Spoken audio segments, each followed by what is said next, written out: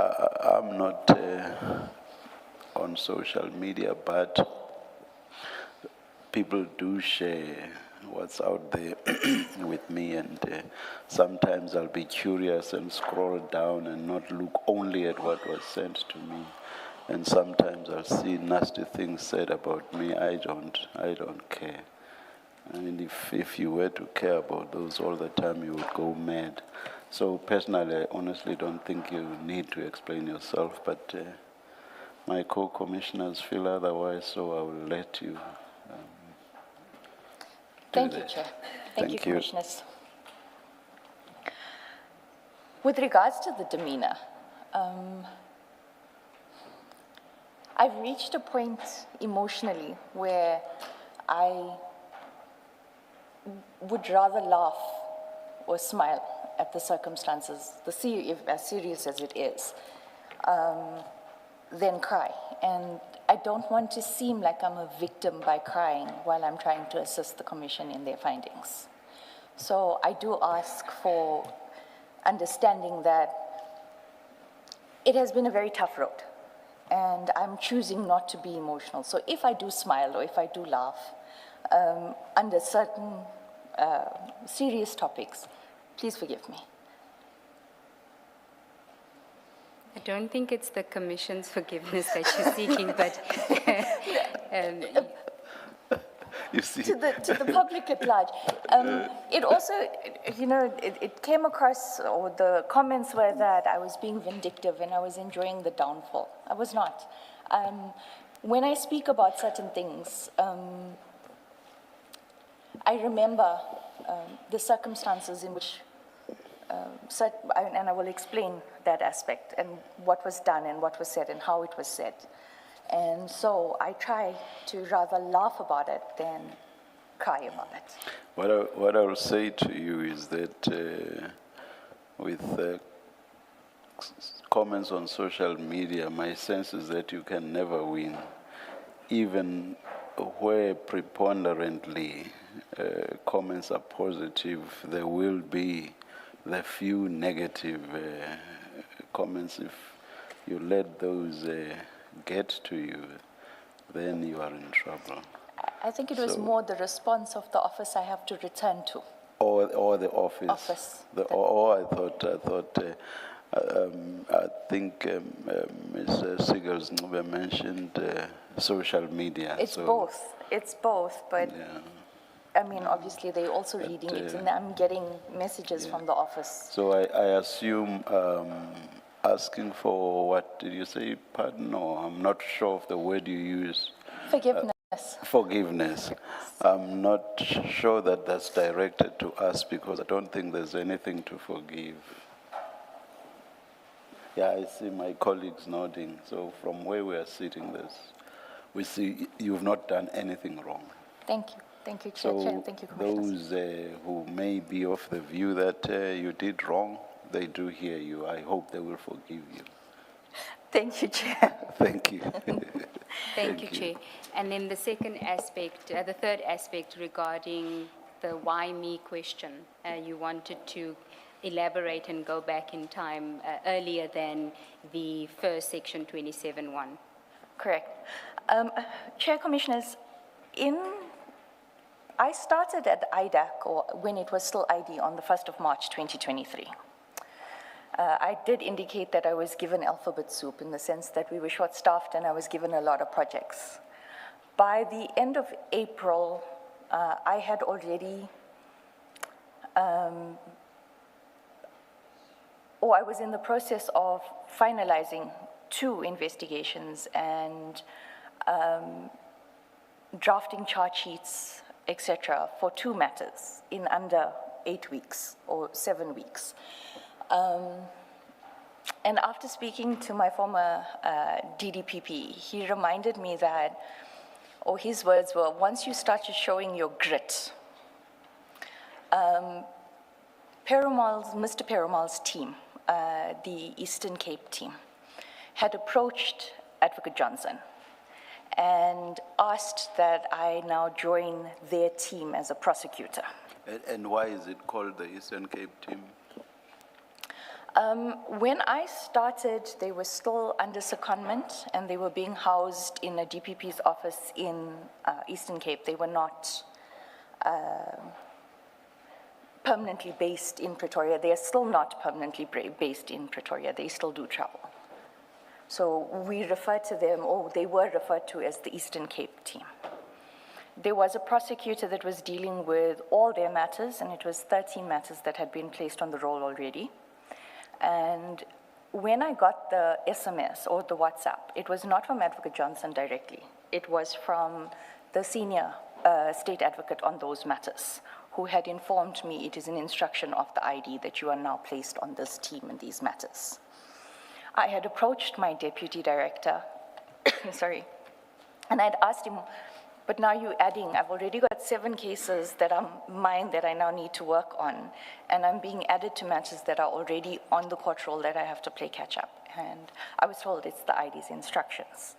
And I must be honest, when I started working with the Eastern Cape team, you're still learning personalities, and I did find them to be competent. There's a saying in our office that Mr. Perumal can sell you sugar from your own tea. He's very articulate. He would make you believe that this is going in this direction. So I did trust the team in 2023. So in the Eastern Cape team, as you call it, it was Mr. Perumal and who else? It's Mr. Perumal, it's Mr. I'll give you the composition from 2023. It's Mr. Perumal, who's the leader. It's Mr. Beluchin, Mr. Mbalo, Mr. Mazibukwana, and there was a warrant officer, Williams, but he's recently been boarded off or retired, something to that effect. So it was that, and then it was the senior state advocate. Did they not have their own DDPP?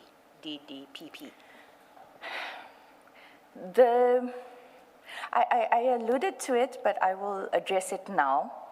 When it came to that team, they would even bypass the DDPP. They would go directly to Advocate Johnson with everything, even authorizations, lack of authorizations, enrollment documents, etc. I hear that. That is how they behaved. But structurally... Yes, Advocate Law was our DDPP for the security cluster. Paul Lowe. Correct. He was their DDPP. Correct. Okay, thank you. And not based in the Eastern Cape? No, we were based in Pretoria. Okay. And then I had various interactions with Advocate Johnson based on my previous testimony with regards to the addendum rather than doing a brand new 28. I had informed the Commission about my approach on the matter, the second matter where I was in the process of drafting the charge sheet. So when I was called in July for the first July 2023 for the first Section 27 referral that I make reference to and how it was done in my first statement,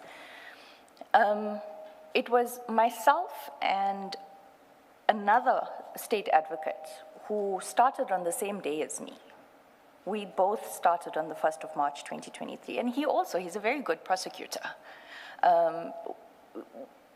We were spoken about in management meetings about the work, the input, the hard work that we were doing at that time.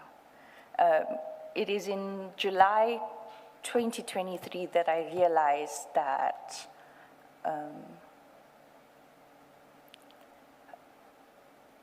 if I may just quote, when Captain McLean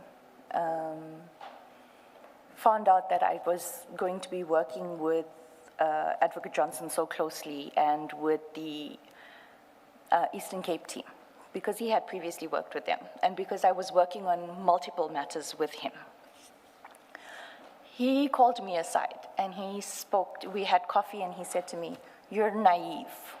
And I agreed. I was new to the environment. IDAC was very new to me. I was coming from the regional courts. This was a specialized unit that had its own set of rules. And he said to me, if you don't be careful, if you don't ensure that you document and they will ruin your career. And so in a way, it opened my eyes to observing more than believing. But I believe that because in 2023, in July, when we received the first 27, the only other one that I dealt with,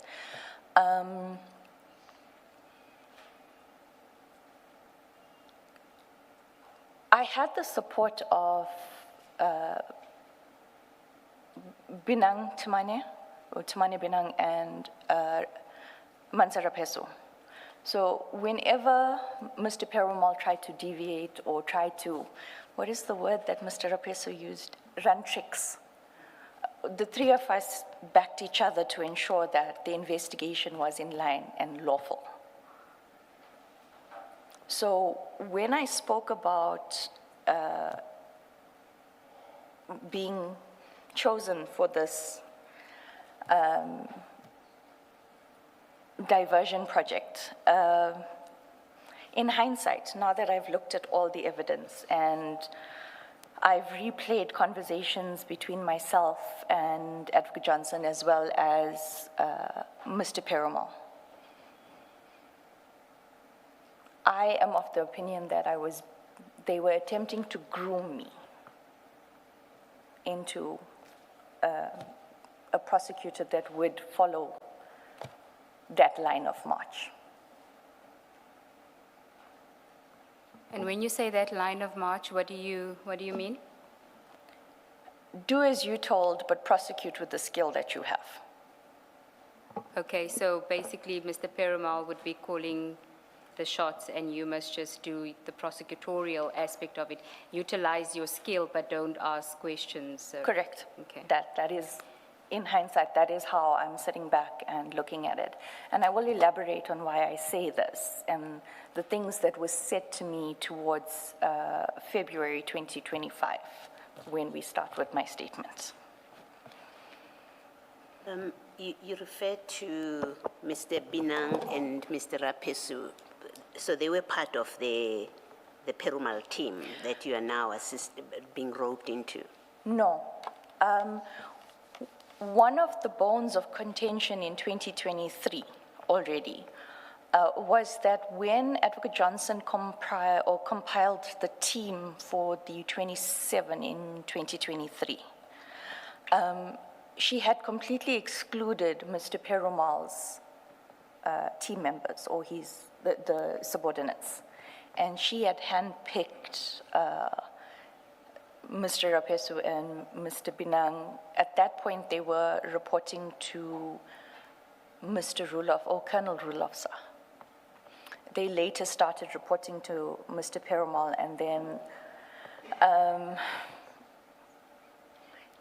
once they started in July 2020, well, let me put it this way, in September 2023, when Mr. Binang and Mr. Rapesu started objecting to the trickery of Mr. Perumal, I'm quoting the word, and the shortcuts in investigations and trying to create a narrative during an investigation. It was then in 2023 that Mr. Binang was victimized by Advocate Johnson and Mr. Perumal. And then when diversion happened, Mr. Mlambo and Mr. Rapesu were victimized by Mr. Perumal when questions were being asked. Mr. McLean, when he spoke to you,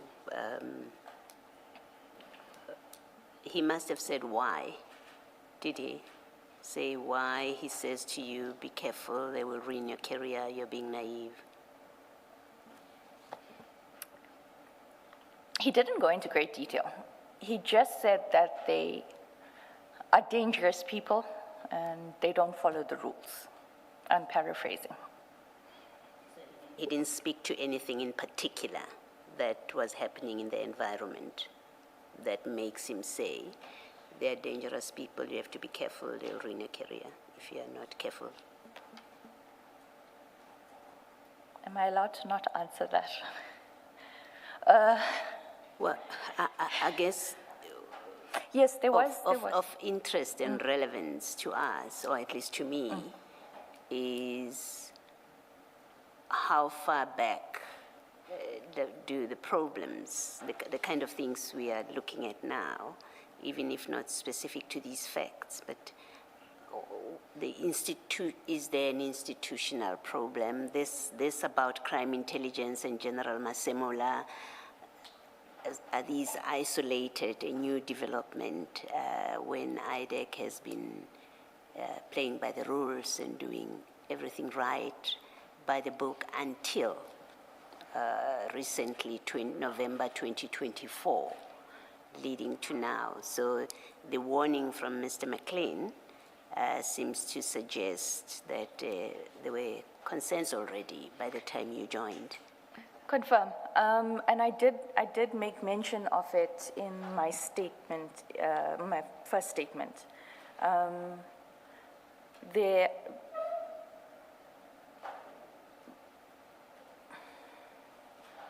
I'm trying to be diplomatic about this. There are problems with. Okay, I'm happy to park it. I'm going to make a note. I'd like to come back to give you the chance to reflect on how you want to deal with it. I can answer it now, Commissioner. You're happy to do that? Okay. I will answer it now. Okay. I have done numerous memos about the poor investigation, the targeting, the irregular activities of the Eastern Cape team and the matters that they have enrolled in IDAC.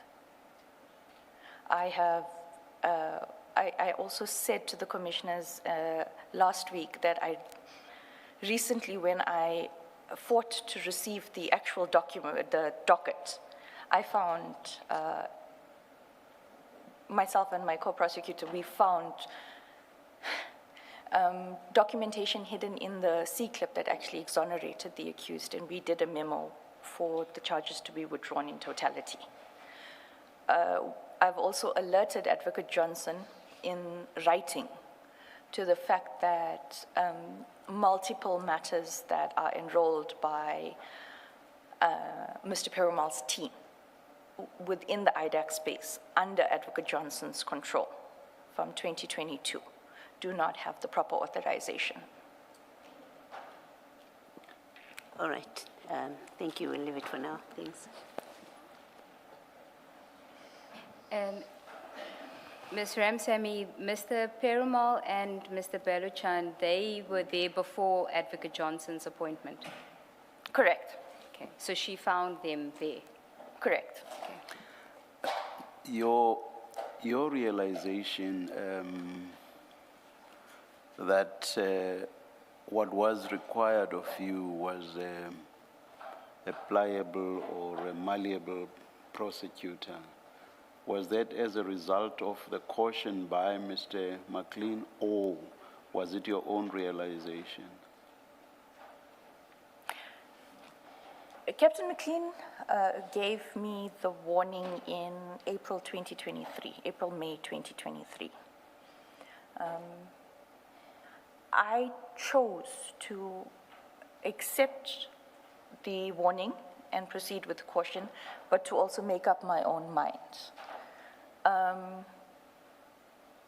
Towards January, the end of January 2025, I did alert the commissioners to my instincts kicked in, and my gut was not sitting well. I was very uneasy about the events of December.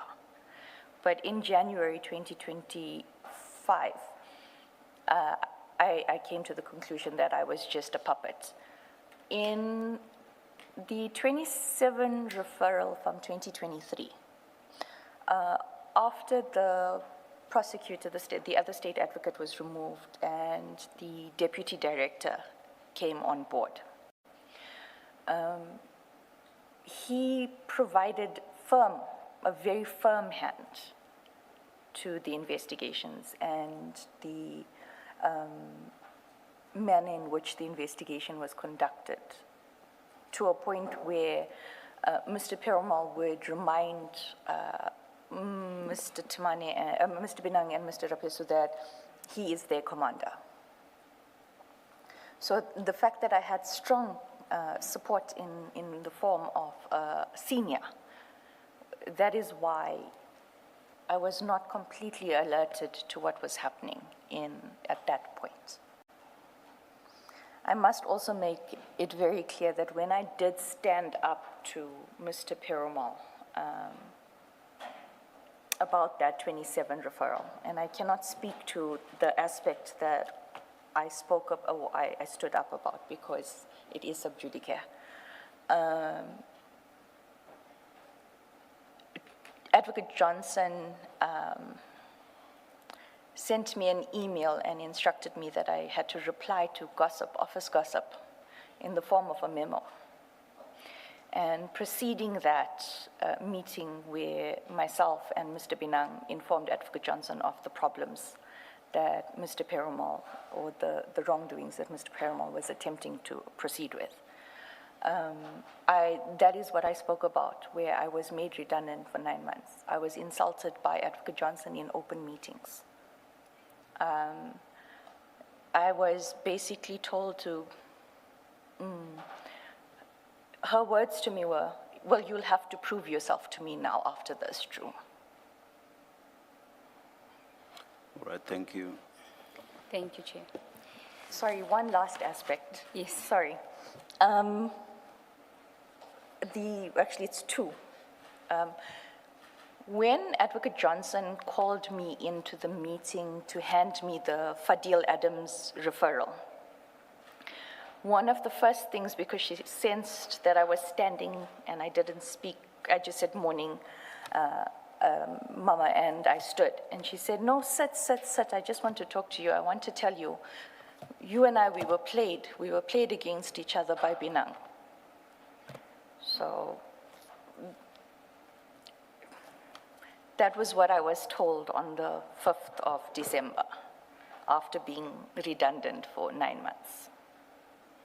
The second thing, Advocate Ngube, Commissioners, I do ask permission from Advocate Ngube, if I may proceed, when I deviate. There's a lot in my head, and sometimes it's not relevant. So I have asked for that level of control, because I tend to talk a lot. Okay, can I just quickly come in on something you touched on? You mentioned your serious disagreement with Mr. Perumal about the 2023 Section 27 referral. And you've mentioned that you don't want to talk about it because it's sub judice. You do touch on that in your statement as well. But what I want to know, I'm not going to ask you about the detail of it if, as you say, you're reluctant about mentioning it in any detail. But what I want to know is there a criminal charge? Surely the sub judice rule cannot apply to the extent of not even being able to say yes or no. Is there a criminal charge? If so, laid by whom, against whom? That's it. I'm not asking any further question.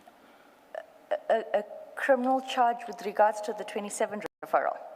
What you say is sub judice both now and also in your statement, and which you say both now and in your statement you do not want to talk about. That's what I'm asking you about. Yes, the matter is in court. Is in court? It's in court. Oh, okay. All right. Thank you. Thank you, Chair. Sorry, before you start, when you've mentioned it again now, but when you testified the last time, you did mention the fact of your being made redundant. Correct. Can you just explain how that, what in fact happened? I'm not asking you for the reason for being made redundant, but you're still on the job. What does it mean? What does it mean you sat in a corner, were not involved in matters, or you were told to go home until we call you? How has it manifested? I'll speak of both 2023-24 and this year. In 2023-24, I was not given any new projects to work on. I was only allowed to work on the court matters that emanate from, that were already in court. The senior advocate that had placed those matters in court, I had to assist him. I was basically an assistant. And then this year, matters that I had been working on for 3 years. In February, I'm forced to finalize consultation with all my witnesses within 2 months and provide a detailed report in preparation for trial, only to be told that I'm no longer on the matter. Matters I was removed from in 2024, I'm now being put back on those matters when they are already set down for trial. It was a matter of just frustrating me. I was a little pawn that was being told, you go here, you go there, but there was no actual work that I was supposed to do. And according to you, what was the reason for you being treated this way that rendered you redundant?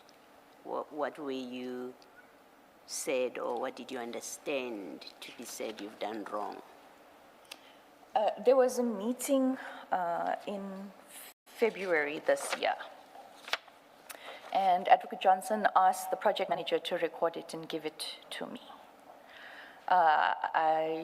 Because of the nature and the factors, I have not provided it. In that meeting, Advocate Johnson alerts my colleagues to the fact that she doesn't trust me anymore, and that I'm going around telling people that Johnson gives me these big projects, you can't touch me, which I do, and eventually did find out who took that to her, and it was not in the context that I said it. I had gone to my deputy director and said, I do not know why Advocate Johnson is giving me these matters, because I cannot work with that team. I cannot. And that was after an incident that I will discuss. And only the first portion was taken to her. But also, at that point, I was really frustrated with everything and the manner in which that project diversion was. So I was being blatantly frustrating. And I was hoping to be moved out of the project. Thank you.